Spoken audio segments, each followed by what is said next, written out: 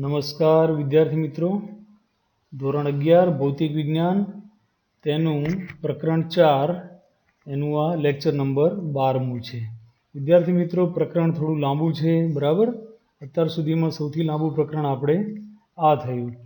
આ પ્રકરણમાં આપણે અત્યાર સુધીમાં ભણી ગયા તેમાં ગયા લેક્ચરમાં સમતલમાં અચળ પ્રવેગી ગતિના સમીકરણો વિશે ભણ્યા હતા, જે એક મહત્વની થિયરી છે. આમ પણ અચળ પ્રયોગી ગતિના સમીકરણો હંમેશા વધુમાં વધુ ઉપયોગી સમીકરણો રહ્યા છે વિદ્યાર્થી મિત્રો. તો એક પરિમાણમાં હોય એટલે કે સુરેખપથ પર હોય કે સમતલમાં હોય, આ સમીકરણો હંમેશા ઉપયોગી છે. તેને સારી રીતે તૈયાર કરી લેશો અને ખાસ કરીને તેના ઘટક સ્વરૂપો જે આપણે ભણ્યા હતા, બરાબર. બંને સમીકરણના v બરાબર v0 વત્તા at અને r is equal to r0 plus v0t plus 1/at² બંનેના ઘટકો જે છે એક્સ ઘટક અને વાય ઘટક તે પણ યાદ રાખશો. આજે આપણે તેનો ઉપયોગ કરવાના છીએ. બીજું વિદ્યાર્થી મિત્રો, સાપેક્ષ વેગ સમતલમાં કેવી રીતે વ્યાખ્યાયિત થાય તે આપણે સમજ્યા હતા. તો સાપેક્ષ વેગનું નાનકડું સૂત્ર છે vab બરાબર va માઇનસ vb. છતાં પણ દાખલા ગણવા માટે જ્યાં જ્યાં સાપેક્ષ ગતિ ગણવાની થાય ત્યારે આ સૂત્ર ઉપયોગી છે, તેને આપણે યાદ રાખશું. ત્યારબાદ ઉદાહરણ 4.5 અને 4.6 તેની આપણે વાત કરી હતી. બંને ઉદાહરણો, ખાસ કરીને 4.5 મહત્વનું ઉદાહરણ હતું, તો તેને વ્યવસ્થિત રીતે તૈયાર કરી લેશો. ઉદાહરણ 4.5 ક્યારેક 5 માર્કમાં પૂછી લેવામાં આવતું હોય છે. આજની વાત કરીએ વિદ્યાર્થી મિત્રો, તો આજે આપણે આ પ્રકરણની સૌથી મહત્વની, સૌથી મેઇન લાંબી થિયરી જેને કહેવાય પ્રક્ષિપ્ત ગતિ, તેનો વાત કરવાના છીએ વિદ્યાર્થી મિત્રો. આજે પ્રક્ષિપ્ત ગતિનો અભ્યાસ કરવાના છીએ.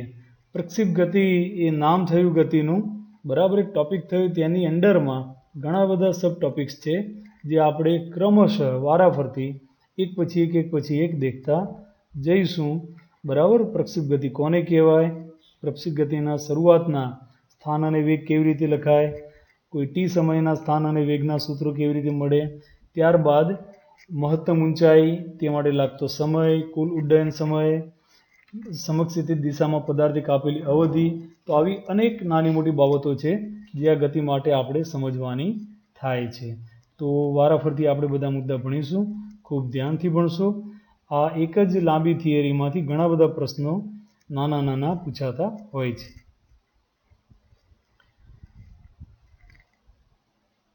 વિદ્યાર્થી મિત્રો, પ્રક્ષિપ્ત ગતિ માટે મેં હમણાં વાત કરી તેમ સ્થાન અને વેગના ઘટકો ભણીશું આપણે. ગતિપથનું સમીકરણ એક ટોપિક આવશે, મહત્તમ ઊંચાઈ, તે માટે લાગતો સમય અને કુલ ઉડ્ડયન સમય, તે પણ આપણે સૂત્રો વારાફરતી મેળવીશું. પ્રક્ષિપ્ત ગતિ કોને કહેવાય? વિદ્યાર્થી મિત્રો, સૌ પ્રથમ એ સમજવું છે આપણે કે પ્રક્ષિપ્ત ગતિ કહેવાય કોને, પ્રક્ષિપ્ત ગતિ આપણે કોને કહીશું. તો સમજો આપણે પૃથ્વી ઉપર રહીએ છીએ, બરાબર. આપણે પૃથ્વીની ઉપર છીએ અને પૃથ્વીના ગુરુત્વાકર્ષણ બળની અસર હેઠળ છીએ. તો આ પરિસ્થિતિમાં આપણે કોઈ પદાર્થને અમુક વેગ સાથે ફેંકીએ, હાથ વડે કોઈ પદાર્થનો થ્રો કરીએ કે પછી પગ વડે પદાર્થને કિક મારીએ, જેમ ફૂટબોલની કિક મારીએ છીએ તેમ, અથવા બેટ વડે દડાને આપણે હિટ મારીએ છીએ તેમ, આવું કરવામાં આવે ત્યારે પદાર્થ પૃથ્વીના ગુરુત્વાકર્ષી બળની અસર હેઠળ ગતિ કરશે. પરંતુ વિદ્યાર્થી મિત્રો, ગુરુત્વાકર્ષી બળ માત્ર શિરોલંબ દિશામાં લાગતું હોય છે, અધો દિશા તરફ, બરાબર. તો સમક્ષિતિજ દિશામાં તેના વેગના ઘટકો અચળ રહેતા હોય છે. તો પૃથ્વીના ગુરુત્વાકર્ષી બળની અસર હેઠળ અમુક વેગથી ફેંકવામાં આવેલા પદાર્થની ગતિ તેને પ્રક્ષિપ્ત ગતિ કહેવાય. આપણે એક એનિમેશન વડે આને બરાબર સમજીશું. તો આકૃતિમાં જુઓ તમે, એક દડો કેવી રીતે જાણે ફૂટબોલને કિક મારી હોય તેમ ઉછળીને આ બાજુથી આ બાજુ જઈ રહ્યો છે, બરાબર. ધ્યાનથી જો વિદ્યાર્થી મિત્રો, આ જ પ્રકારની ગતિને પ્રક્ષિપ્ત ગતિ કહેવાય.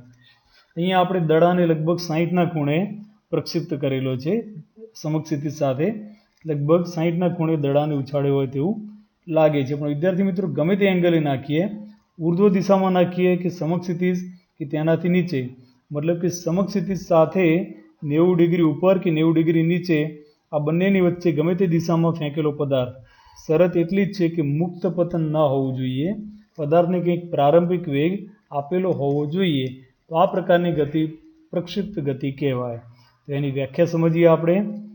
પદાર્થને ગુરુત્વાકર્ષણની હાજરીમાં ફેંકતા તેની ગતિને પ્રક્ષિપ્ત ગતિ કહે છે.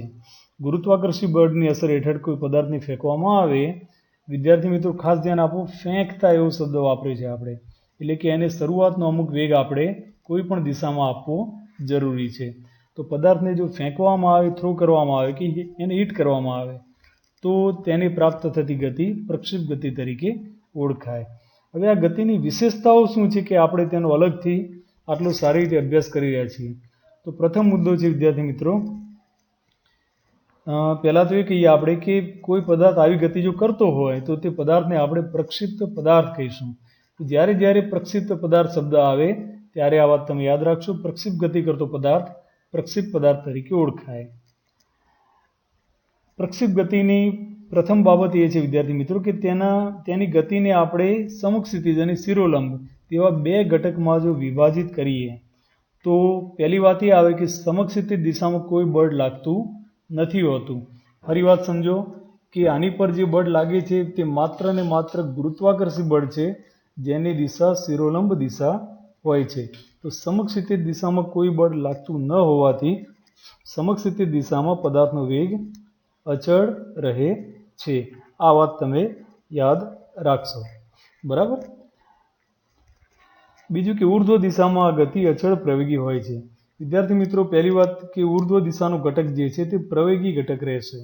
એનું કારણ એ કે તેની પર ગુરુત્વાકર્ષી બળ લાગશે, પણ ગુરુત્વાકર્ષી પ્રવેગ જે છે તે અચળ હોય છે. ગુરુત્વાકર્ષી બળ પણ અચળ હોય અને તેનો પ્રવેગ પણ અચળ હોય. તેથી ઉર્ધ્વ દિશામાં એક સરખા મૂલ્યનો પ્રવેગ એક જ દિશામાં સતત લાગતો રહેશે. તો વિદ્યાર્થી મિત્રો એમ કહી શકીએ આપણે કે ઉર્ધ્વ એટલે શિરોલંબ દિશામાં તેનો પ્રવેગ અચળ હોય છે. આ પ્રવેગની દિશા હંમેશા અધો દિશા તરફ રહેતી હોય છે. બરાબર. તો આ રીતે એક જ પદાર્થ તેની ગતિના બે ઘટક સમક્ષિતિજ અને શિરોલંબ, એક ઘટક જે છે સમક્ષિતિજ ઘટક તે અચળ વેગવાળો છે અને શિરોલંબ ઘટક અચળ પ્રવેગવાળો છે. આ જ છે આ ગતિની વિશેષતા.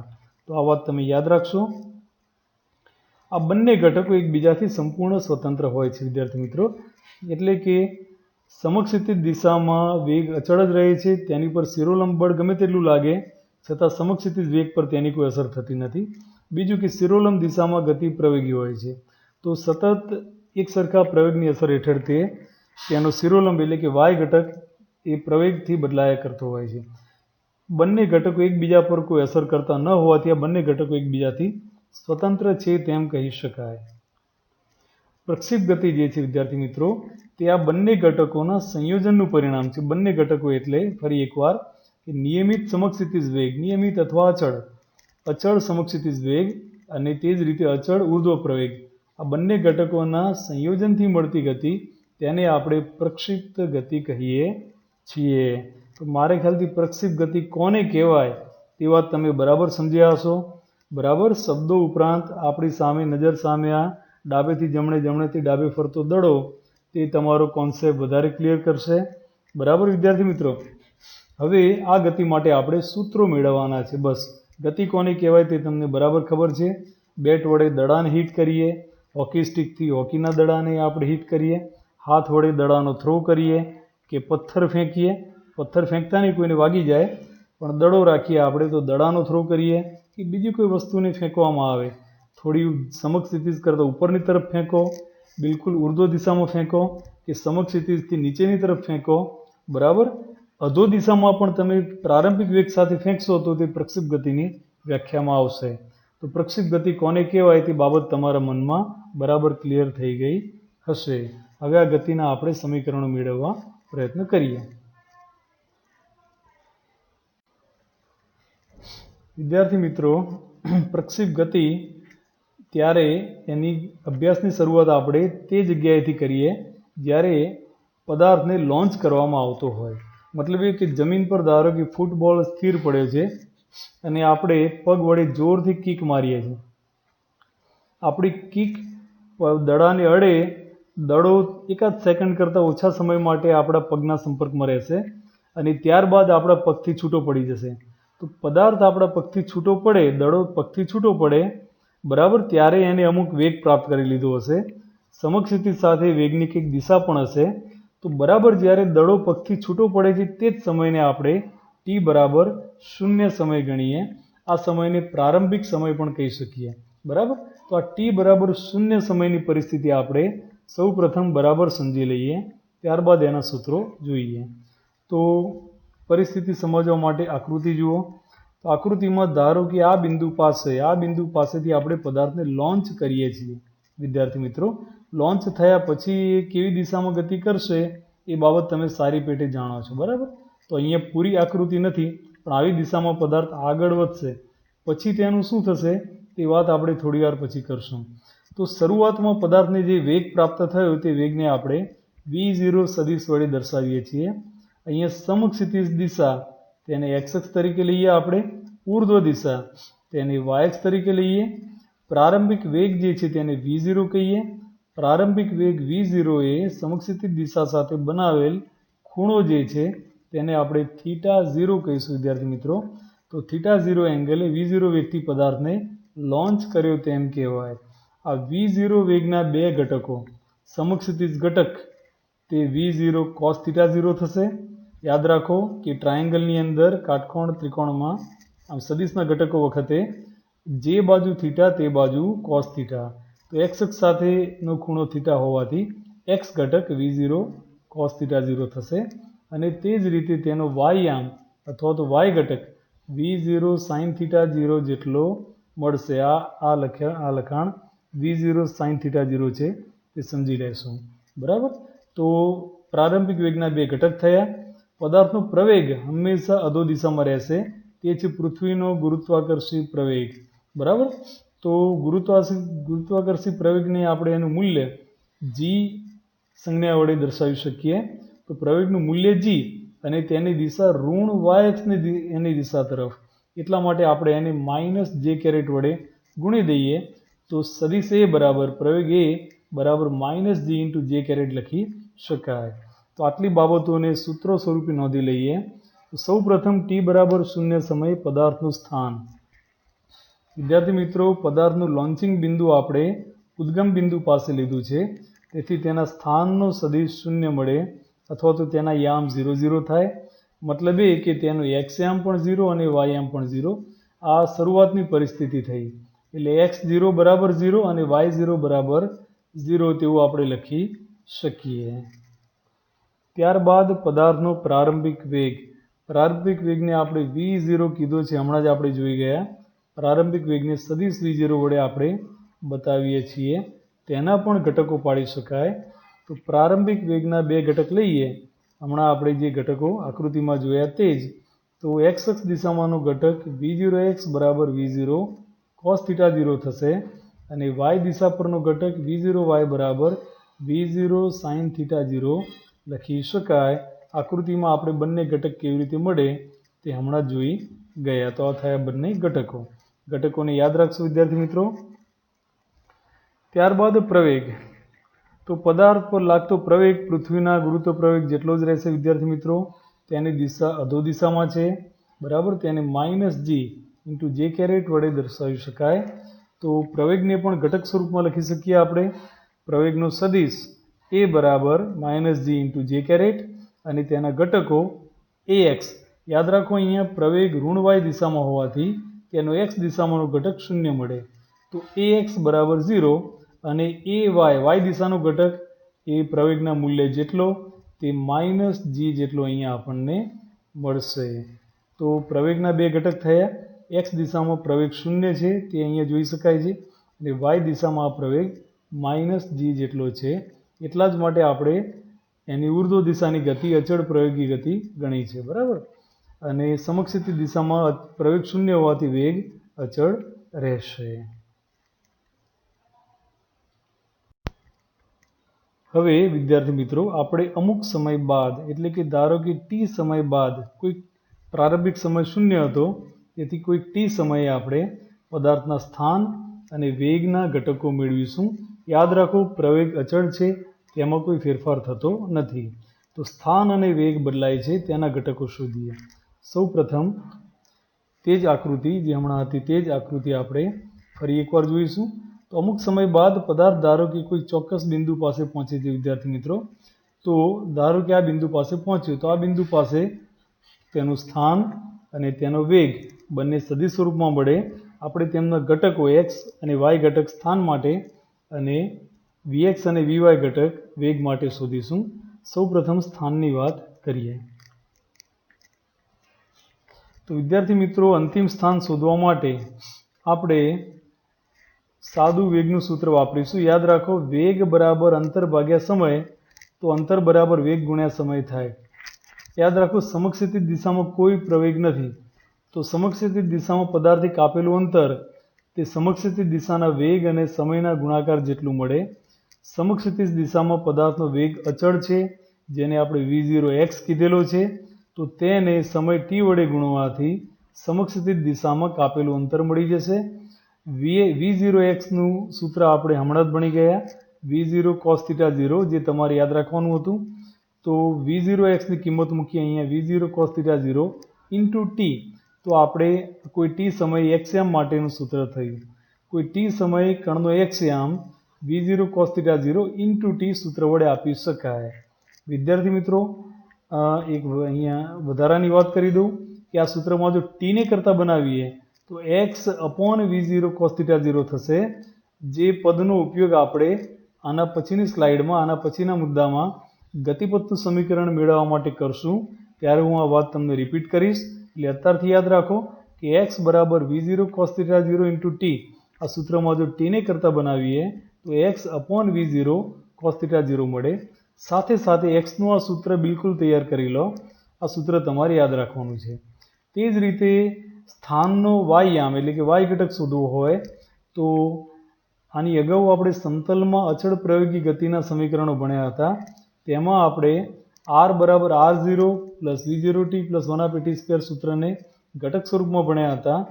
તેની અંદર, તે સૂત્રની અંદર આપણે જો y-યામનું સૂત્ર યાદ કરીએ તો y બરાબર y0 plus v0y into t plus 1/2 ay into t². તો આ સૂત્રની અંદર y0નું મૂલ્ય 0 આવશે. હમણાં જ આપણે જોઈ ગયા. v0y તેની કિંમત v0 sin θ0 આપણે સહેજવાર પહેલાં ભણ્યા તે, અને પ્રવેગ એનો y ઘટક એટલે કે ay તેનું મૂલ્ય -g જેટલું આપણે લખી શકીએ. વિદ્યાર્થી મિત્રો, આ થિયરી તમે મતલબ કે વિડીયો જોતાની સાથે સાથે લખતા રહેશો તો તમને વધારે મજા આવશે, કારણ કે દરેક સૂત્ર તેના પછીના ટોપિકમાં ઉપયોગ થવાનું છે. તો અહીંયા આપણે કોઈ t સમય કણના સ્થાનના ઘટકો એટલે કે તેના xm અને ymના સૂત્રો મેળવી ગયા. બંને સૂત્રો સમતલમાં અચળ પ્રયોગી ગતિના સમીકરણની મદદથી મેળવી શકાય. તેમાં જ x અને yના સૂત્રો હતા ઘટક સ્વરૂપમાં, તેમાં જ આપણે કિંમતો મૂકી અને આ બંને સૂત્રો મેળવ્યા છે. v0x અને ax એ તે જ રીતે v0y અને ay એની કિંમતો આપણે અહીંયા મૂકી છે. હવે વેગની વાત કરીએ તો વેગના પણ ઘટકો શોધીશું આપણે. વિદ્યાર્થી મિત્રો, ફરી એકવાર અચળ પ્રયોગી ગતિ, સમતલમાં અચળ પ્રયોગી ગતિનું સમીકરણ v બરાબર v0 વત્તા at તેનું ઘટક સ્વરૂપ યાદ કરો. તો x દિશામાં ઘટક vx બરાબર v0x વત્તા ax ઇન્ટુ t. હવે ax નું મૂલ્ય 0 છે, તો ax 0 મૂકીએ તો બાકી વધે v0x. તો vx બરાબર v0x, v0xનું સૂત્ર હાલત બની ગયા, તે છે v0 cos θ0.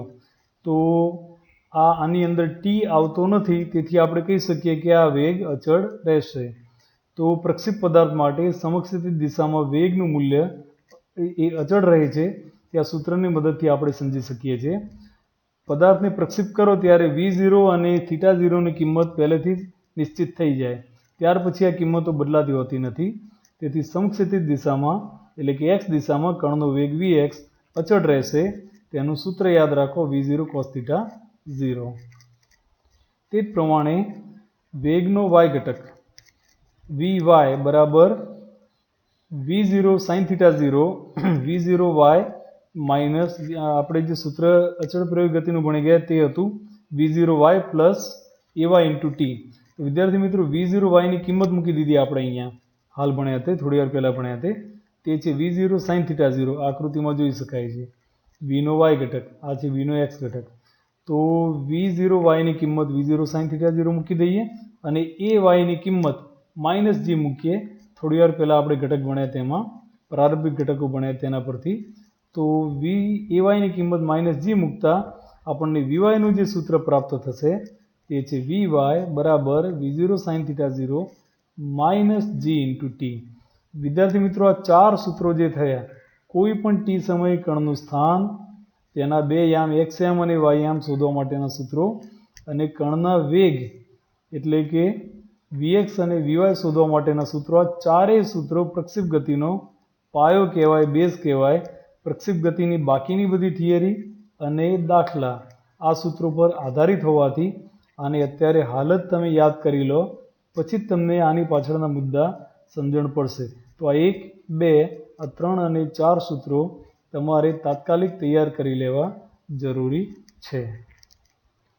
એક નાનકડી બાબત વિદ્યાર્થી મિત્રો વધારાની, તે છે પ્રક્ષેપ પદાર્થ કોઈ ટી સમય મેં તમને કીધું કે ધારો કે અહીંયા પહોંચ્યો છે, તો આ સમયે તેના વેગની દિશા કેવી હશે, સમક્ષિતિજ સાથે કેટલો ખૂણો બનાવશે, તે શોધવા માટે આપણે સદિશની દિશા શોધવાનું સૂત્ર વાપરી શકીએ. તો દિશા એટલે કે x અક્ષ સાથે બનાવેલો ખૂણો થીટા બરાબર tan ઇન્વર્સ વેગનો y યામ એટલે કે vy ભાગ્યા વેગનો x યામ એટલે કે vx, vy/vx. તેનું tan ઇન્વર્સ કરવાથી આપણને આ ખૂણો મળી જશે. વિદ્યાર્થી મિત્રો, આ ખૂણો તમારે શોધવાનો રહેશે. સૂત્રની મદદથી આ સૂત્ર તમારે યાદ રાખો. જો ખૂણો પૂછ્યો હોય તો આ સૂત્ર કામમાં આવશે.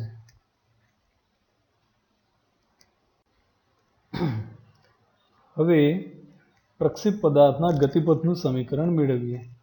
પ્રક્ષિપ્ત ગતિ કરતો પદાર્થ કેવા પથ પર અથવા તો કેવા માર્ગ પર આગળ વધશે, કેવી રીતે ગતિ કરશે, તે આ વાત પરથી સમજી શકાય છે. વિદ્યાર્થી મિત્રો, ગતિપથ શબ્દ થોડો નવો છે, એટલું સમજી લો કે કોઈ પણ પદાર્થનું ગતિપથ, આપણે XY સમતલમાં ગતિની વાત કરીએ છીએ, તો XY સમતલમાં કોઈ પણ પદાર્થનું ગતિપથ એટલે x વિરુદ્ધ y નો આલેખ.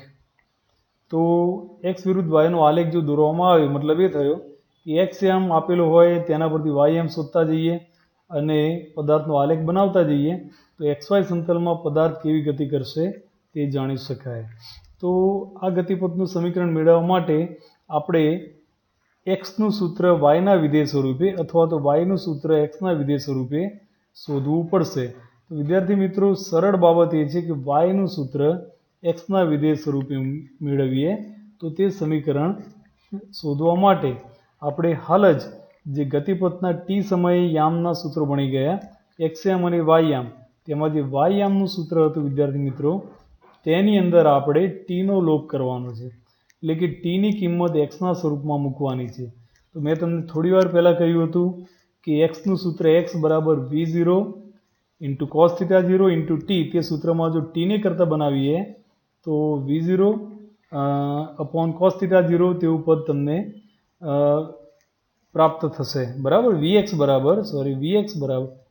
બરાબર v0 cos θ 0 × t, તેમાં t ને કરતાં બનાવો તો x v0 cos θ 0 તેવું પદ મળે.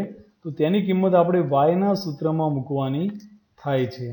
તો yના સૂત્રમાં તે કિંમત જો આપણે મૂકી દઈએ અને સાદુરૂપ આપીએ વિદ્યાર્થી મિત્રો, જ્યાં જ્યાં સાઇન અપોન કોસ બને ત્યાં ટેન કહીશું આપણે, બરાબર, અને બાકીના પદોને સાદુરૂપ આપીએ તો ખૂબ સરળતાથી બે જ સ્ટેપમાં તમે આવું પદ મેળવી શકશો. તો આ સૂત્ર થયું tan θ 0 × x -g/2 કૌંસમાં v0 cos θ 0 નો વર્ગ × x². તો વિદ્યાર્થી મિત્રો, અહીંયા કોઈ અચળ કિંમત છે આ tan θ 0 × x માઇનસ આ આખું પદ પણ અહીંયા કોન્સ્ટન્ટ મળે, અચળ મળે આખું પદ, કારણ કે v0 અચળ, θ 0 અચળ, g પણ અચળ, તો આખું પદ અચળ થયું, બરાબર, × x². તો આ જે સમીકરણ મળ્યું તે કંઈક આવા સ્વરૂપનું છે, આપણે કહી શકીએ. બરાબર, તો આ સ્વરૂપ જુઓ ધ્યાનથી. xનો સહગુણક અચળ તે પ્રથમ પદ, બીજા પદમાં xના વર્ગનો સહગુણક અચળ.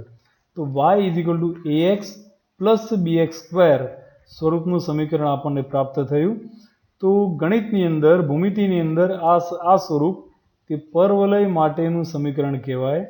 પરવલયના સમીકરણ જેવું સ્વરૂપ થયું આ. તો આના પરથી આપણે કહી શકીએ કે પ્રક્ષેપ પદાર્થનો ગતિપથ જે છે તે પણ પરવલયાકાર મળશે. પરવલય કેવો હોય વિદ્યાર્થી મિત્રો તે મોટે ભાગે તમે જાણતા હશો. હમણાં શરૂઆતમાં આપણે જે એનિમેશન જોયું હતું તે ગતિપથ પરવલયાકાર હતો. તમે કોઈ પથ્થરને હવામાં ફેંકો અને જેવા માર્ગ ઉપર ગતિ કરે તે માર્ગ પરવલયાકાર કહેવાય.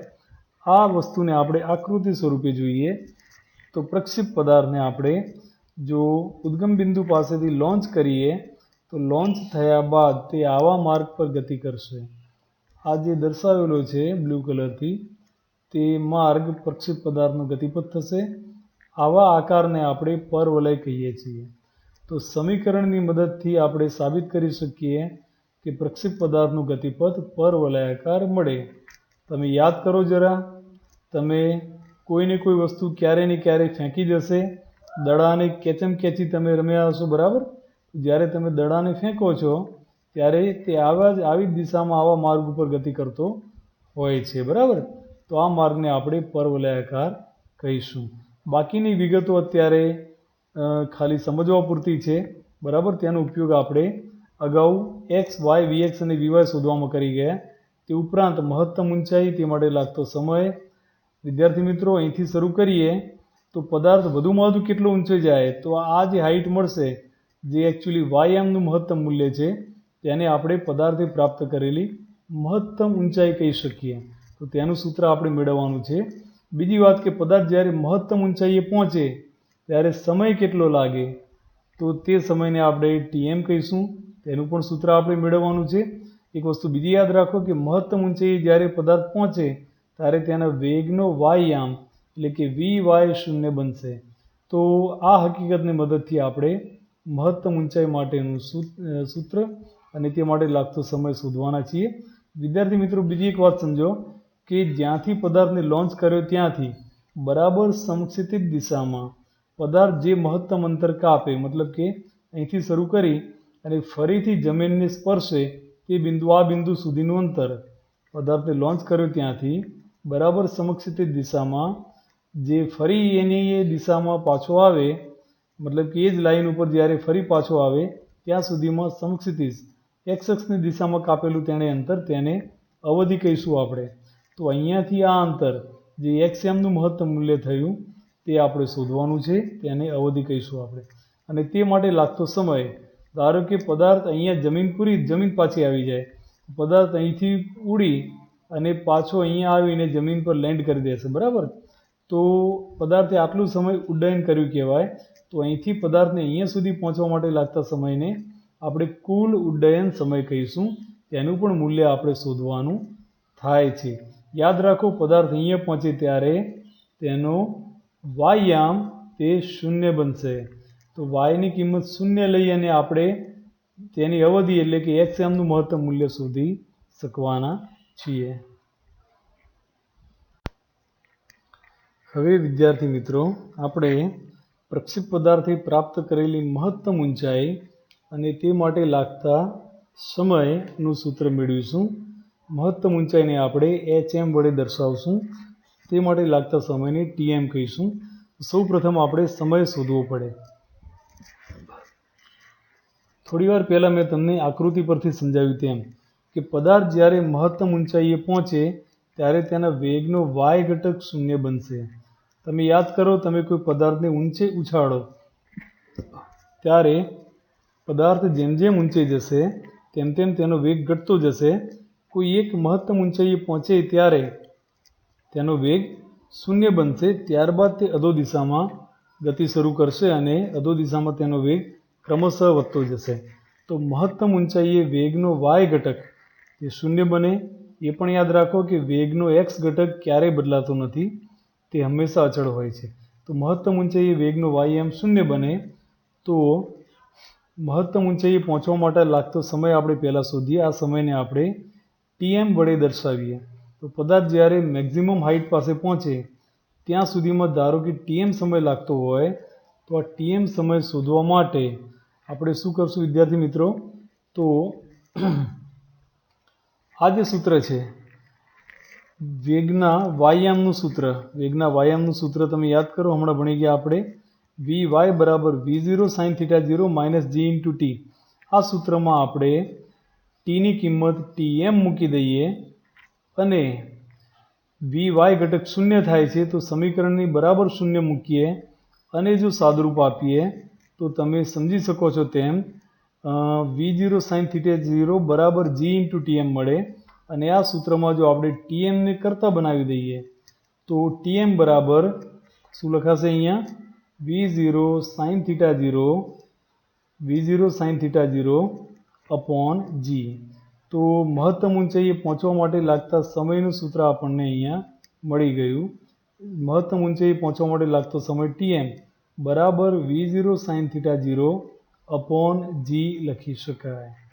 તો યાદ રાખો આ સૂત્ર વી વાય બરાબર શૂન્ય મૂકી અને ટીની કિંમત ટીએમ મૂકીને આપણે માત્ર સાદુરૂપ આપી ટીએમને અહીંયા કરતા બનાવેલો છે. હવે આ સમયે પદાર્થ મહત્તમ ઊંચાઈએ પહોંચે. આ મહત્તમ ઊંચાઈને આપણે HM વડે દર્શાવીએ. મહત્તમ ઊંચાઈને આપણે HM વડે દર્શાવીએ તો મહત્તમ ઊંચાઈ મળશે કેટલી? વિદ્યાર્થી મિત્રો તેનું સૂત્ર આ રીતે મળશે આપણને. યાદ રાખો કે ઊંચાઈ તે પદાર્થનો વાયામ છે. એકચ્યુઅલી મહત્તમ ઊંચાઈ તે વાયનું મહત્તમ મૂલ્ય છે. તો વાયનું જે સૂત્ર હતું, વાયનું સૂત્ર યાદ કરો, વાયામ માટેનું V0 sin theta 0 into T minus 1/2 જી ઇન્ટુ ટી સ્ક્વેર. તો આ સૂત્રમાં ટીની કિંમત આટલી જો મૂકી દઈએ આપણે, ટીની જગ્યાએ આ પદ મૂકીએ ટીએમ જેટલું, તો V0 sin theta 0 into V0 sin theta 0 upon g minus 1/2 g. Again અહીંયા ટી સ્ક્વેરની જગ્યાએ આપણે ટીએમનું મૂલ્ય મૂકી દઈએ તો V0 sin theta 0 upon g bracket square. આવું એક પદ મળશે. જો આને સાદુરૂપ આપીએ, માત્ર સાદુરૂપ આપીએ તો શું મળશે? જો ધ્યાનથી જો વિદ્યાર્થી મિત્રો, અહીંયા અંશમાં V0નો સ્ક્વેર થશે, સાઇન સ્ક્વેર થીટા 0 થશે, છેદમાં જી વધે. બીજું પદ પણ ત્યાંના જેવું જ છે. V0 square sine square theta 0 છેદમાં જીનો વર્ગ થશે, પણ અંશમાં જીની એક ઘાત હોવાથી એક ઘાત એની ઉડી જાય. તો બંને પદો સરખા જ થયા, માત્ર અહીંયા 1/2 ગુણાયેલું છે તેટલું જ વધારાનું છે. તો આ પદ જેટલું છે તેનાથી અડધું આ પદ છે. તો આખા પદમાંથી અડધું પદ બાદ કરીએ તો અડધું વધે, તો જે વધશે તે પદ આ પ્રમાણે રહેશે. અથવા તો તમે એમ સમજો કે V0 square sine square theta 0 upon g એટલું સામાન્ય કાઢી લઈએ તો કૌંસની અંદર 1 માઇનસ 1/2 વધે, તેનું મૂલ્ય 1/2 થશે. તે ગુણી લીધા બાદ આપણને મહત્તમ ઊંચાઈનું સૂત્ર મળે તે આ પ્રમાણે હશે. તો V0 sin theta 0 whole square upon 2g, અથવા તો એમ લખી શકો V0 square sine square theta 0 upon 2g. તો વિદ્યાર્થી મિત્રો આ મહત્તમ ઊંચાઈ માટેનું સમીકરણ થયું. મહત્તમ ઊંચાઈ જ્યારે પણ શોધવાની પૂછાય ત્યારે તમારે આ સમીકરણ લખવાનું રહેશે. તો તૈયાર કરી લેશો બંને સૂત્રો. થિયરી તરીકે તો પૂછાય જ, ઉપરાંત દાખલા માટે પણ ઉપયોગી છે. ટીએમ અને HM મહત્તમ ઊંચાઈ અને તે માટે લાગતો સમય શોધવાનું પરીક્ષામાં પૂછી શકાય. હવે પ્રક્ષેપ ગતિનો છેલ્લો ટોપિક તે છે કુલ ઉડ્ડયન સમય. મતલબ એ કે ધારો કે બિલકુલ સમક્ષિતિજ જમીન તમને આપેલી છે. ધરતી બિલકુલ ઊંચી નીચી નથી, એકદમ ફ્લેટ છે. પદાર્થને તમે જ્યાંથી લોન્ચ કરો છો ત્યાંથી ઉડી અને પદાર્થ ફરીથી જમીનને જ્યારે અડે ત્યાં સુધીનો સમય કુલ ઉડ્ડયન સમય કહેવાય. આ સમયને આપણે ટોટલ ફ્લાઇટ ટાઈમ એટલે કે TF વડે દર્શાવશું. અને પદાર્થે જમીન પર કાપેલું અંતર એટલે કે સમક્ષિતિજ દિશામાં કાપેલું અંતર તેને આપણે પદાર્થની અવધિ કહીશું.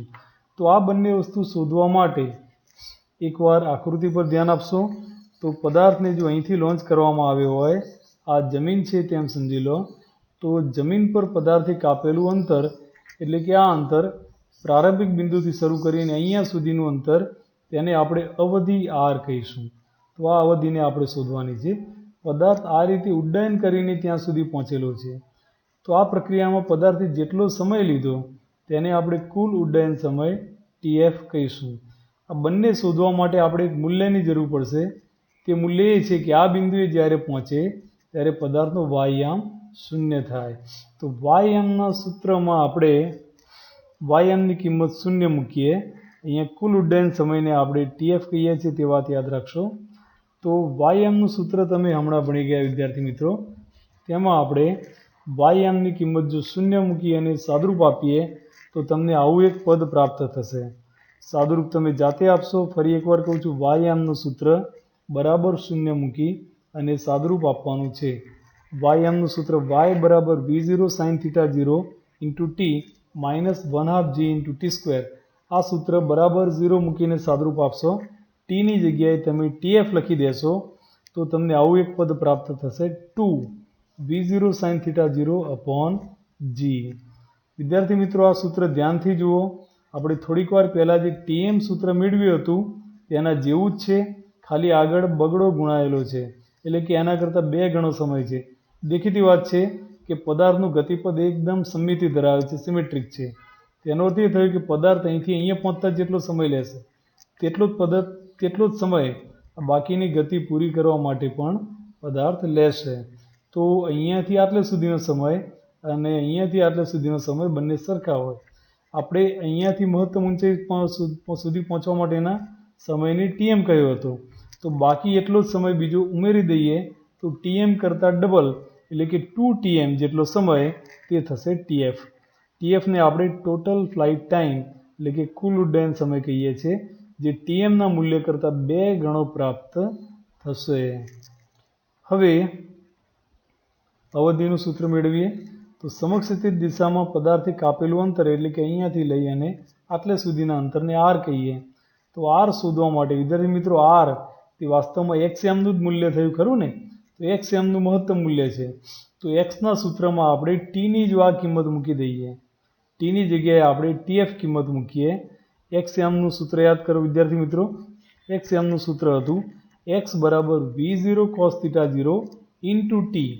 તો એ સૂત્રમાં tની જગ્યાએ જો આપણે કિંમત મૂકી દઈએ tf તો xનું મહત્તમ મૂલ્ય એટલે કે અવધિ r પ્રાપ્ત થશે.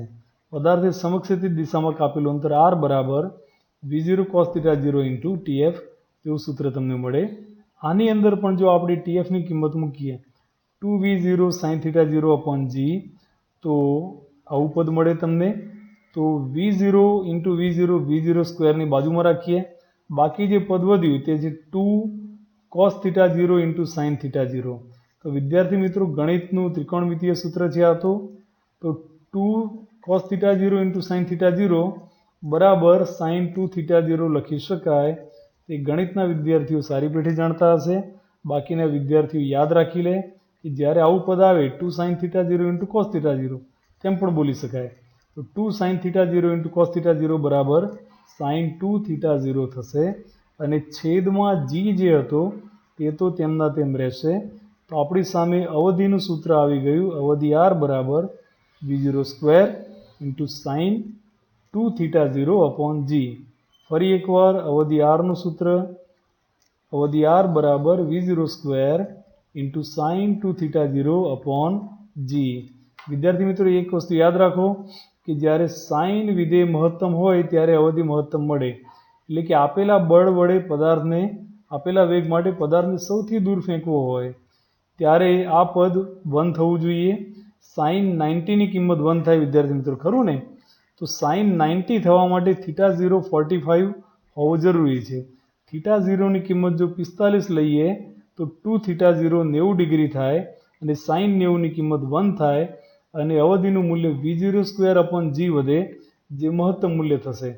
એનો અર્થ એ થયો કે પદાર્થને સૌથી દૂર ફેંકવો હોય તો લોન્ચિંગ માટેનો એંગલ એટલે કે અહીંયા શરૂઆતમાં બનતો ખૂણો એક્ઝેક્ટ 45 ડિગ્રી હોવો જોઈએ.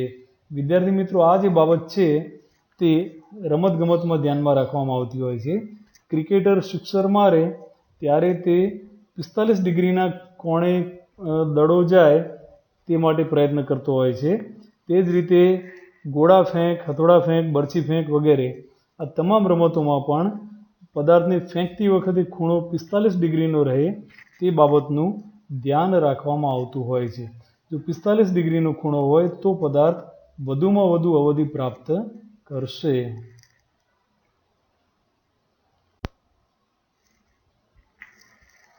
આજનું હોમવર્ક નોંધી લઈશું. તો પ્રક્ષેપ ગતિમાં જે મુદ્દા ભણ્યા તે બધા જ તમારે પ્રશ્નોના જવાબ સ્વરૂપે લખવાના છે.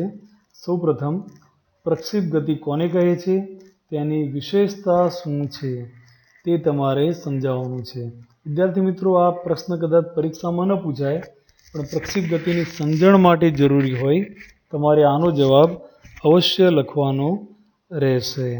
બરાબર, તો સમજણ માટે આ જવાબ જરૂરી છે. બીજો પ્રશ્ન છે, પ્રક્ષેપ પદાર્થના કોઈ ટી સમયે સ્થાન અને વેગના ઘટકોના સૂત્રો મેળવવાના છે. તો તમારે એક્સ, વાય, વીએક્સ અને વીવાય આ 4 સૂત્રો મેળવવાની સમજૂતી આકૃતિ સાથે આપવાની રહેશે. પ્રશ્ન 2 માર્ક કે 3 માર્કમાં પૂછી શકાય. પ્રક્ષેપ પદાર્થના ગતિપથનું સમીકરણ મેળવો. તેનું ગતિપથ કેવું મળશે? તો વિદ્યાર્થી મિત્રો, ગતિપથનું સૂત્ર થોડું લાંબુ હતું, પણ તેની મેળવવાની પ્રક્રિયા બહુ સરળ છે. જો તમે વાયનું સૂત્ર જાણતા હોય ને તેમાં એક્સના સૂત્રમાં ટીને કરતાં બનાવીને તેની કિંમત વાયના સૂત્રમાં મૂકી દઈએ અને 1 કે 2 સ્ટેપ સાદુરૂપ આપીએ તો આ સમીકરણ મળી જાય. તો આ સમીકરણ y બરાબર ax પ્લસ bx સ્ક્વેર પ્રકારનું હતું. તેથી આપણે કહી શકીએ કે તેનો ગતિપથ પરવલયાકાર હશે. પ્રક્ષેપ ગતિ માટે મહત્તમ ઊંચાઈ અને તે માટે લાગતા સમયના સૂત્રો મેળવો. થોડીક વાર પહેલાં આપણે મેળવી ગયા. તો મહત્તમ ઊંચાઈ માટે લાગતો સમય એટલે કે TM તે પહેલાં શોધવાનો રહેશે તમારે.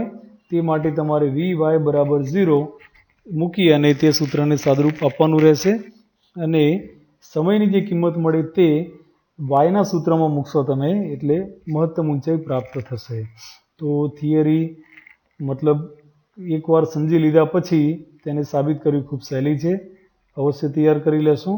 અને છેલ્લે પ્રક્ષેપ પદાર્થ માટે કુલ ઉડ્ડયન સમય અને અવધિના સૂત્રો મેળવો. તો કુલ ઉડ્ડયન સમય અને અવધિ બંને શોધવાનું છે વિદ્યાર્થી મિત્રો. કુલ ઉડ્ડયન સમય એટલે TF. તો હમણાં મેં તમને કીધું તેમ કે એક્સનું જે સૂત્ર છે, એક્સની કિંમત બરાબર 0 લઈએ, ટીની જગ્યાએ TF લખીએ અને TFને કરતાં બનાવીએ તો કુલ ઉડ્ડયન સમય તમને મળી જશે. અને આ TFનું મૂલ્ય તે તમે વાયામ બરાબર 0 લઈ અને તેની અંદર ટીનું મૂલ્ય TF લખો, TFને કરતાં બનાવો તો TFનું સૂત્ર મળશે તમને. અને આ TFની કિંમત તે તમે XMના સૂત્રમાં મૂકશો અને સાદુરૂપ આપશો તો અવધિ Rનું સૂત્ર મળી જશે. તો વિદ્યાર્થી મિત્રો, પ્રક્ષેપ ગતિનો લાંબો મુદ્દો, બધી થિયરી અલગ અલગ 5 પ્રશ્નો પૂછાય તેવા છે તે લખી લેશો, તૈયાર કરી લેશો. પરીક્ષામાં સીધી થિયરી અને તેના પરથી દાખલા પૂછાતા હોય છે. આવતા લેક્ચરમાં આપણે આના દાખલા ગણવાના છીએ.